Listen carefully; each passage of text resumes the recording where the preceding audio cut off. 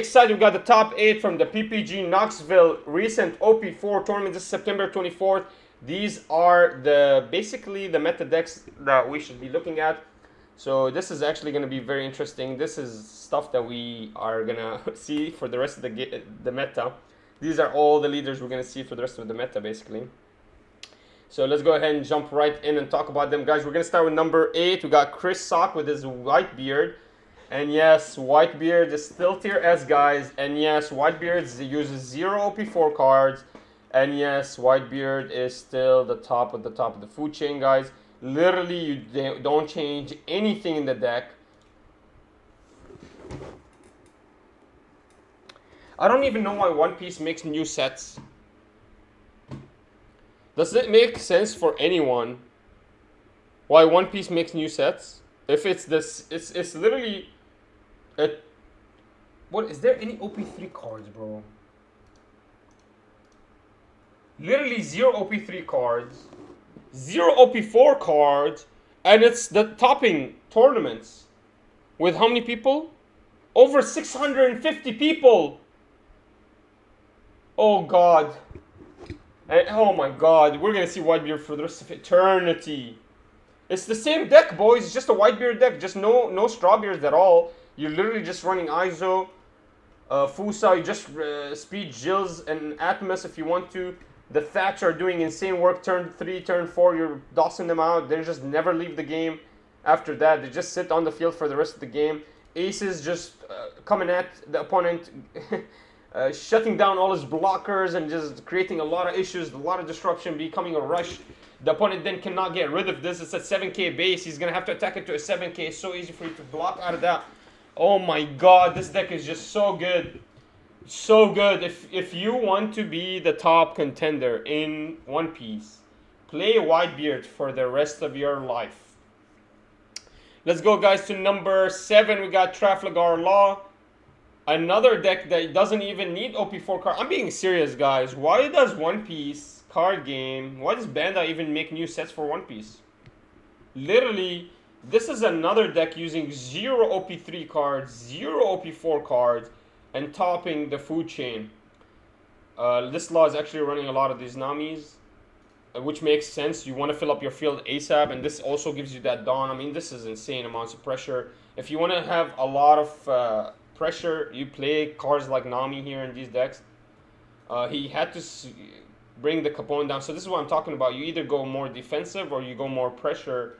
And I think he realized that this meta, if you can be a little bit more aggressive, you can get a lot more value from it.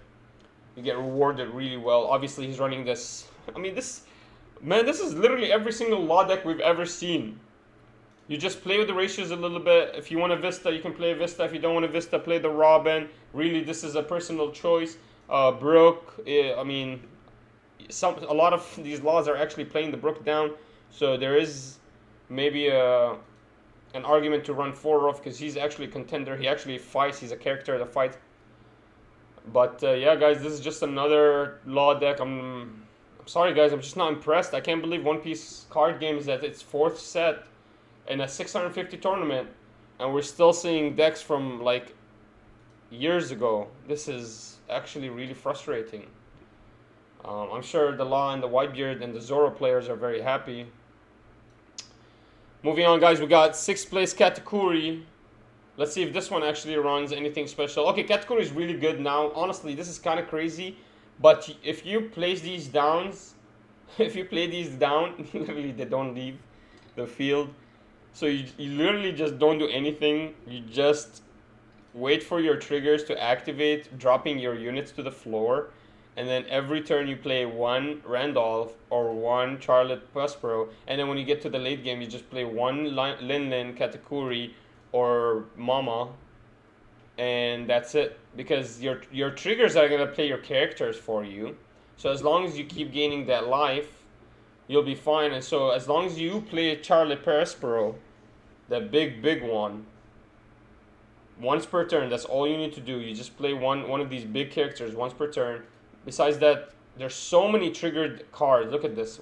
4, 7, 11. That's 15.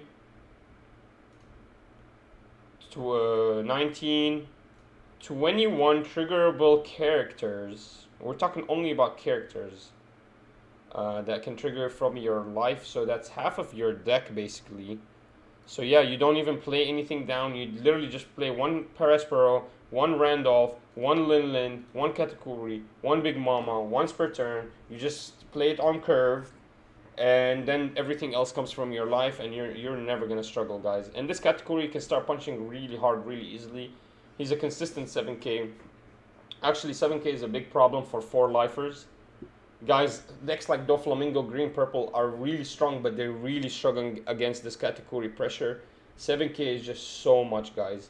Like, Zoro is actually a better deck for us to beat as Doflamingo, Green, Purple than Katakuri. That 7k pressure is so scary, guys.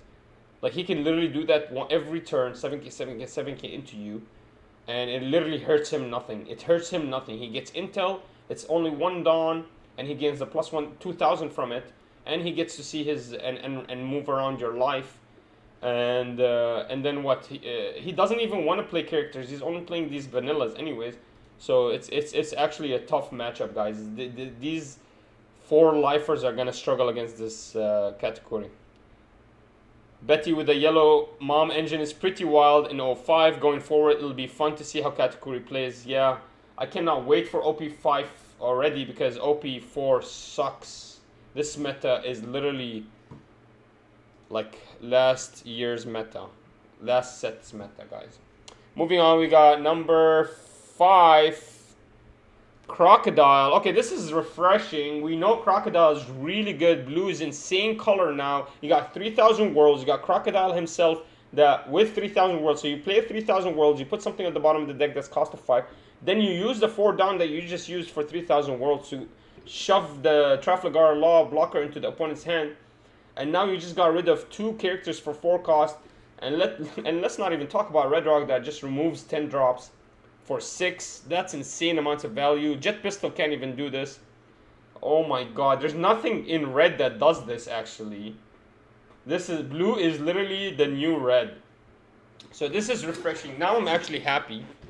I've already dropped a Crocodile deck, so I can tell if this is a great deck or not, guys. I really don't believe you need the Shoga Kings, but we do see the Shoga Kings at 3 here. But besides that, this is pretty solid. A lot of the people, what they do is they, instead of opt away from Shoga King, they opt into the Doflamingos. You're going to return something into the hand anyways. Might as well return a level, cost 7. And besides, the only difference is you literally don't have that 1k blocker, 1k counter, but it's the same amount of cost. So there's an argument to be said that Shoga King is less value than the Doflamingo, which is why I chose Doflamingo over Shoga King in my deck list. But as you can see, this guy's playing it a little bit different. He actually ran to the Bartholomew Kuma. The problem with Bartholomew Kuma is literally it's like a once in every 10 games combo. Like you can only maybe activate it once in every 10 games. It's very rare you're gonna have a Pacifista in your hand, especially when you're only running. Well, okay, he's running 6. Usually people only run 5. 3 Pacifista and 2 Pacifista, 3 of the 6k and the 2 of the blocker. This one is running more, so there's more potential for him to have it in his hand. But really, it's just such a wonky combo. It's really not worth that Bartholomew Kuma. You know, it feels so bad to lose the Bartholomew Kuma and not get a Pacifista out. It feels really, really bad. So I opted away from that. This one is actually running Kaya's. I'm assuming just for the 2k counter, so you literally don't have to run the 2k, this Kaya. You could literally run anything 2k counter, guys. You don't have to run this Kaya. I doubt he ever plays this Kaya down because he doesn't have overheat. He doesn't just pick her back up. I guess you could. No, you can't even pick her up with this. If he had... So this is the option here. So this is it, guys. When it comes to Dragon Twister, you have 2 options. You can run overheat or Dragon Twister. The Dragon Twister has a better trigger. So a lot of people will run Dragon Twister over the overheat. But overheat works better with your deck, especially if you're actually going to run these Kayas on the floor. Like, the nice thing about Kaya is if you really draw like trash, turn 1 you can do something, but you want to pick back up that Kaya. And I guess overheat helps you with that. But besides that, I don't know. This Kaya is literally... people think actually people play the Kaya down. Nobody plays her down. She's just a 2k counter. You could literally replace this for anything else. And Missile Sunday is the big guy here. She is huge in this deck. Re-picking up your red rock. Basically, basically you have 8 red rocks now in your whole deck. It's insane. I'm telling you, Crocodile is the deck to go, guys. If you want to beat and go to the top of the food chain, guys, you want to play the Crocodile. You're going to run the Pacifista with the Sentomaru. Sentomaru might go up in price. Kaido at 2 is perfect ratio. Dracul Mihawk 3 to 4 is perfect. And yeah, you just run exactly the same list. It's literally what you run. Maybe you opt away from the Bartholomew's, a little bit of more of this small blocker, or you could just choose any other blocker. Maybe you could just opt for the full Bartholomew 𝐂𝐓 at 4, and maybe you like the Bartholomew 𝐂𝐓. Maybe for you have a magician's hand, and your Pacifistas come to your hand, and so you can just keep opting into this. But yeah, really solid deck, guys.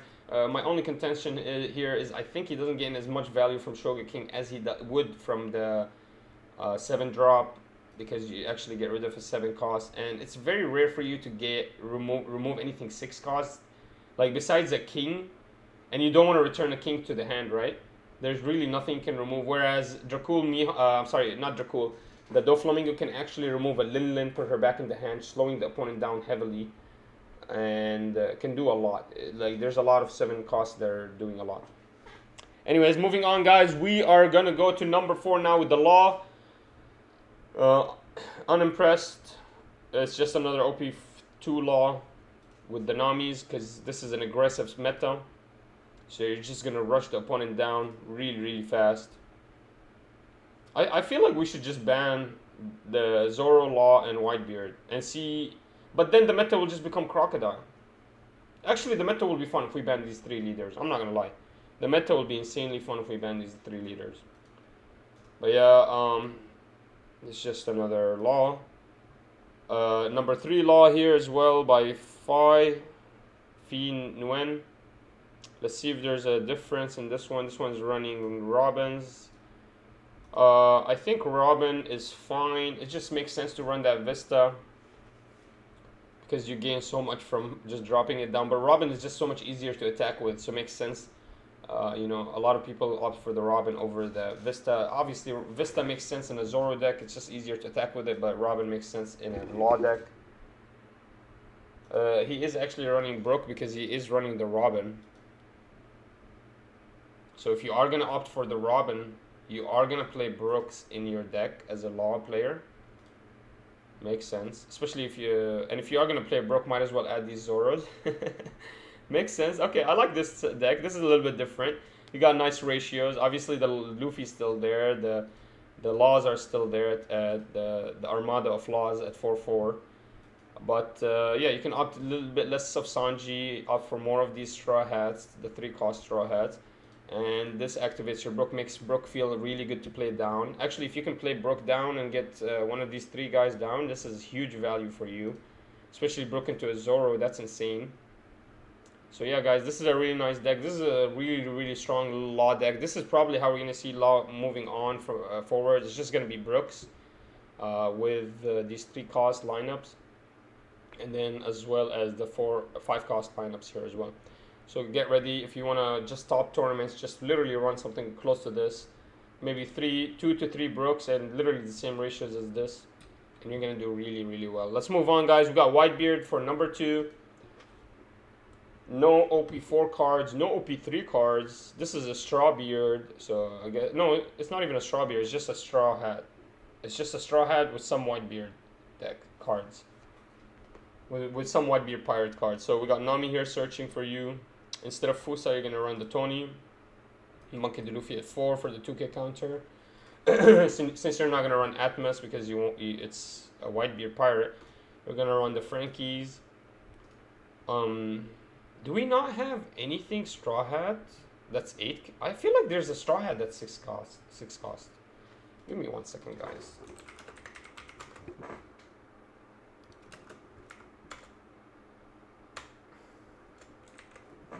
I feel like there's... I feel like you don't have to run Thatch in a Strawbeard deck.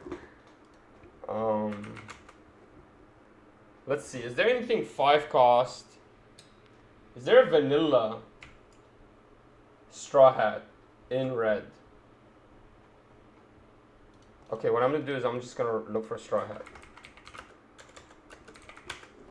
Is there a vanilla Straw Hat in red? That's like Thatch. I forget, but I think there is.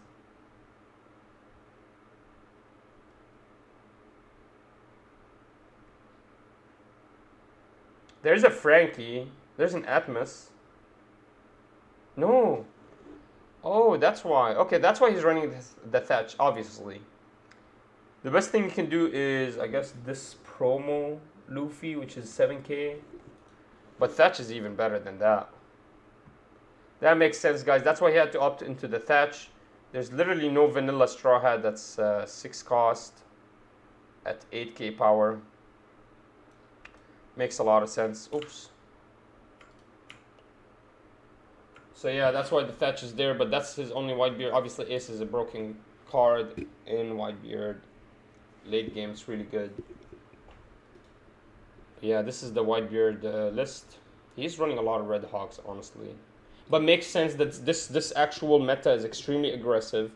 You're going against Law, you're gonna love using the Gum Red Hawk. You're gonna do a lot. You're gonna love using it. This actually makes sense. This is actually really nice to see. You're running a lot of Red Hawk in red because the meta is super aggressive, guys. It's really aggressive, and there, obviously, as you can see, it's literally Law, Zoro, Whitebeard. There's a lot of aggressive decks, and against Law and Zoro, this is gonna work really well. Maybe against Katakuri as well. Not really. If it works against Katakuri, it's because something he triggered from the life, but he's not playing anything that's 4k. I'm telling you, from now on, Katakuri is attacking 7k, and he's playing one Prespero, one... basically, it's like a speed Frankie or a Prespero or a Thatch. It's like his vanillas as well. Alright, guys, moving on. This is a pretty nice deck. We got the Red Hawk. We know now why he's running Red Hawk. Let's get the top first. Zoro, Anthony 𝐒𝐿𝐓. Let's see if this is gonna impress us, guys. This is already looking interesting. Ratios are all over the place. He is running Magra, so he is opting for that one cost pressure. But he's not running that many one costs, I'm not gonna lie. He could run maybe one more set of one costs. So interesting that he actually played the Magra. And does he have a way to get rid of the Magra? That's why he's running the Magras, because he actually is running Teach. So once you play the Magra, you gain that little bit of power. Then you can just get rid of the Magra with the Teach. I was saying, man, because Magra is he's literally, you literally don't ever play Magra unless you play Teach. Or unless you're running a much wider variety of one costs. It's just such a bad card after you play it. It just takes so much resources to just do one attack. Whereas when you have a Buggy, for example, or if you have a Sunny, that's a 3k one cost, or there's a lot of one costs that really do really well, and they're at 3k. So that's why Magra obviously makes sense. He's just getting rid of them. Then we got Vistas here, which is interesting. So he doesn't want to run any Robins, but makes sense why Vistas, because he's running ISO. Blamenko, give up to one of your opponent's characters minus 2k, and then you Vista him. And this is when attacking, so it's only for one Dawn. Interesting.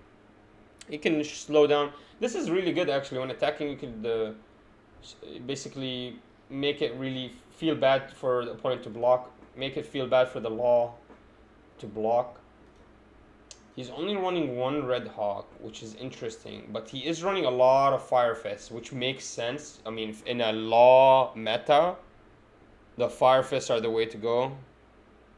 You draw 2 with Shoga King? No. 7 cost Doofy's better. That 2 draw is not going to change the game for you, bro. We got... What is this? Is this the Gum Kick? Oh, yeah. It's basically one of those cheap trash. And yeah, the ratio is all over the place, but it's a Whitebeard Zoro, and it's doing a lot of work. I think it's doing a lot of work just because the Fire Fist. It's just really good for you. This meta is the Fire Fist meta. You literally get rid of so much with just one of these. And yeah, guys, it's basically, I'm not gonna lie to you guys, I'm very sad. You know, this is OP4, and we don't see any OP4 decks. Interested in your opinions? Leave them down below. Do you think Whitebeard is just gonna be Whitebeard for the rest of history? Are we ever gonna be able to get rid of this stale meta of Zoro, Whitebeard? I mean, we literally have almost 100 leaders, and the meta is Whitebeard, Zoro, and Law, and maybe sometimes Katakuri. I guess they helped Crocodile, and maybe people need to test it more. They're just more comfortable with their Whitebeards. But yeah, guys, the meta is getting stale, to be honest with you. Nothing exciting to show. Nothing exciting besides that Crocodile deck, which is literally almost an exact replica of my deck, which I'm very proud of. But yeah, guys, I'm interested in your opinions. Leave them down below. Are you as disappointed as me? I'm sorry, I am disappointed.